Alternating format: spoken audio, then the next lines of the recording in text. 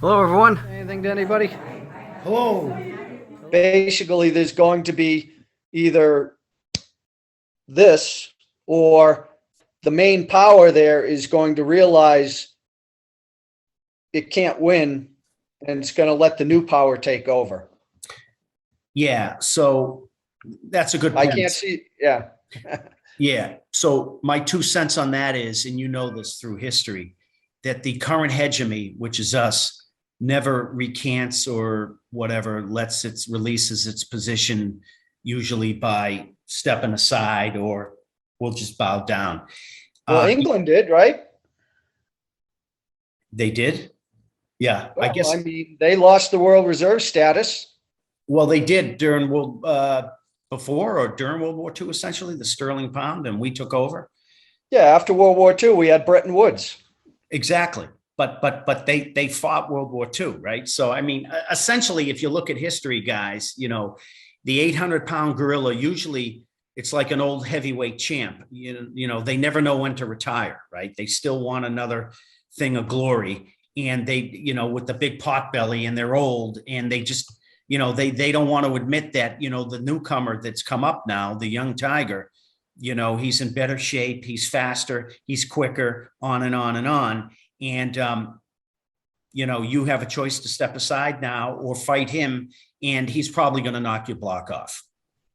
Okay, so the United States thinks they're the 1969 Kansas City Chiefs, I guess, or yeah, or whoever. Yeah. And really, the 600-pound fat man.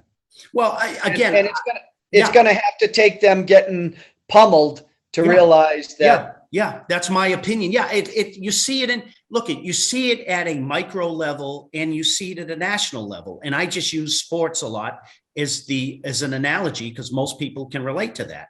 How many times have you seen a good heavyweight champ?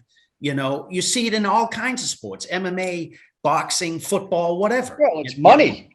Right. I mean, exactly. If they're offering you $40 million to get your head caved in. Right. But the guys that step aside, like Barry Sanders, for example, he knew when to retire. He retired at his peak, right? But most guys, they retire. But why did he retire?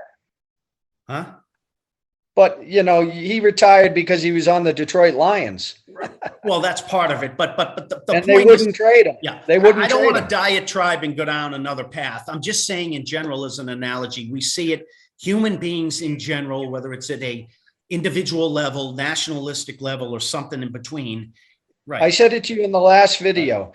The United States, if we as a population do not stand, and my point is you're going to have to, we're as a nation, we're going to have to get very uncomfortable. You're going to have to be willing to lose it all, folks. Pray to God, or you can say meditation, whatever you folks want to call it. Find deep inside and have the universe help you figure out what is the right answer instead of just believing people. Yeah. So I'll go out on a limb and I'll say, because I'm a believer, get right with God, folks. This is not a joke. Get right with him right now. There is a God. Yeah, because death here is probably not the worst thing that could happen to us. No, I mean, this life is temporary. Okay. Now, I don't have a death wish. I'm not looking to die right this second, just for the record. But at the same time, this life is temporary.